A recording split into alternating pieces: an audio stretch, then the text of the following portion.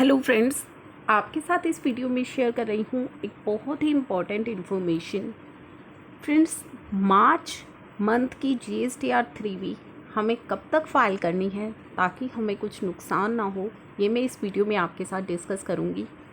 तो चलिए स्टार्ट करते हैं वीडियो को। लास्ट तक आपको वीडियो देखनी है ताकि आपको सारी चीज़ें अच्छे से समझ में आ जाएँ।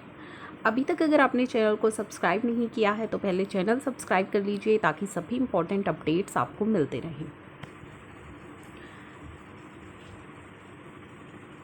आपके सामने ये नोटिफिकेशन ओपन की है मैंने, नोटिफिकेशन नंबर 32।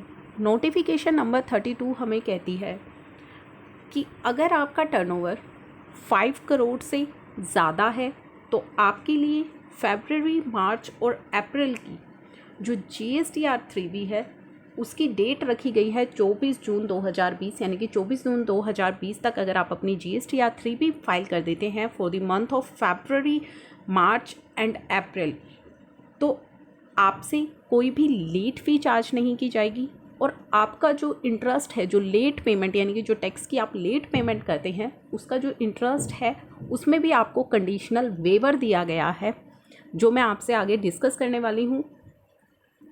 अब बात करते हैं उन टैक्स पेयर्स की जिनका टर्नओवर 1.5 करोड़ और 5 करोड़ के बीच में है।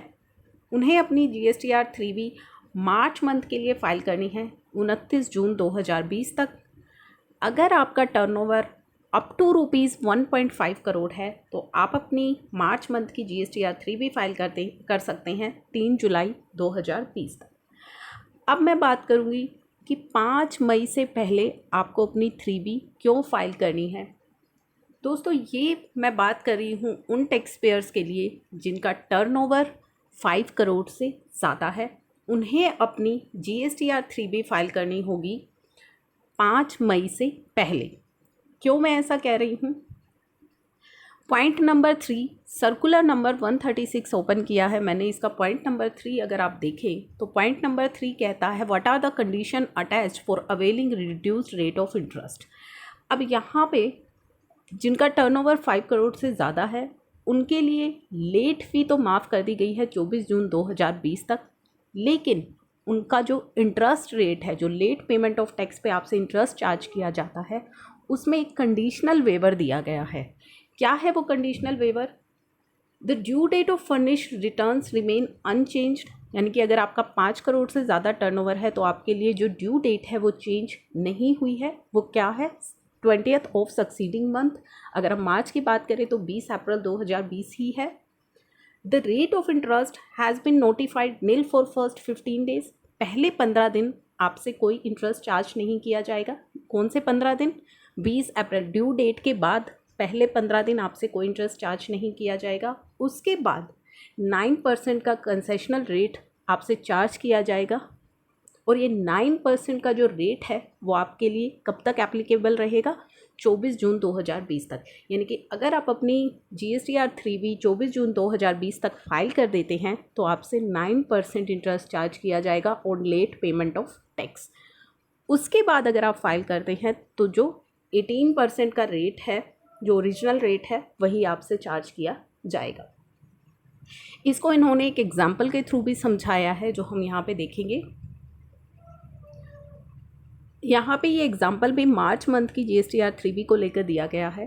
मान लीजिए मार्च मंथ की GSTR 3B की ड्यू डेट आपकी है 20 अप्रैल 2020। अब जो इन्होंने आपको कंडीशनल वेवर दी है कि पहले 15 दिन तक आपसे कोई इंटरेस्ट चार्ज नहीं किया जाएगा, उसके बाद अगर आप फाइल करते हैं तो 9% का इंटरेस्ट आपसे चार्ज किया जाएगा और ये 9% का जो रेट है वो भी 24 जून तक एप्लीकेबल है। अब यहाँ पे इन्होंने एग्जांपल में दिया है कि मान लीजिए आप 2 मई को अपनी GSTR 3B फाइल करते हैं। ध्यान रखिएगा, ये हम उन टैक्स पेयर्स की बात कर रहे हैं जिनका टर्नओवर 5 करोड़ से ज़्यादा है। अगर आप 2 मई तक अपनी रिटर्न फाइल कर देते हैं तो आपके नंबर ऑफ डेज़ जो डिले हुए हैं वो कितने हुए हैं? ड्यू डेट से हम यहाँ पे काउंट कर रहे हैं।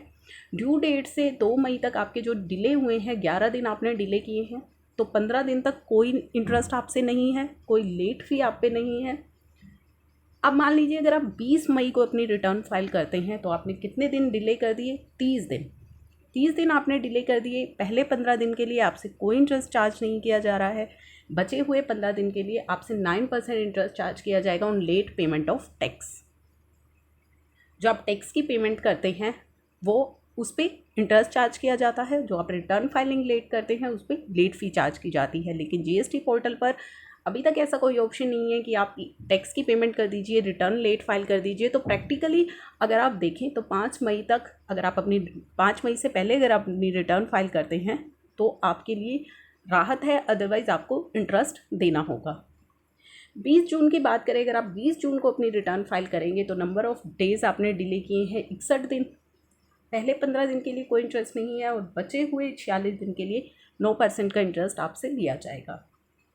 इसी तरह 24 जून तक भी अगर आप अपनी रिटर्न फाइल कर देते हैं, क्योंकि कंसेशनल रेट का जो बेनिफिट है ये 24 जून तक दिया जा रहा है, तो 24 जून तक भी अगर आप अपनी रिटर्न फाइल कर देते हैं तो पहले 15 दिन आपसे इंटरेस्ट नहीं लिया जा रहा है, बचे हुए 50 दिन आपसे 9% का इंटरेस्ट लिया जाएगा on delayed payment of tax. इसके बाद अगर हम बात करें 30 जून की, 24 जून के बाद अगर आप अपनी रिटर्न फाइल करते हैं तो क्या होगा। 71 दिन आपने डिले कर दिए हैं ड्यू डेट से, तो आपसे जो इंटरेस्ट लिया जाएगा वो ओरिजिनल रेट से लिया जाएगा जो कि 18% है। और ये 18% का रेट आपसे कब से चार्ज किया जाएगा, ओरिजिनल ड्यू डेट से, यानी कि जो 20 अप्रैल ड्यू डेट है तब से आपसे इंटरेस्ट चार्ज किया जाएगा। यहाँ पे आपको 15 दिन का बेनिफिट नहीं मिलेगा। जो 15 दिन नील रेट का बेनिफिट आपको 24 जून तक दिया जा रहा है वो बेनिफिट आपको यहाँ पे नहीं मिलेगा।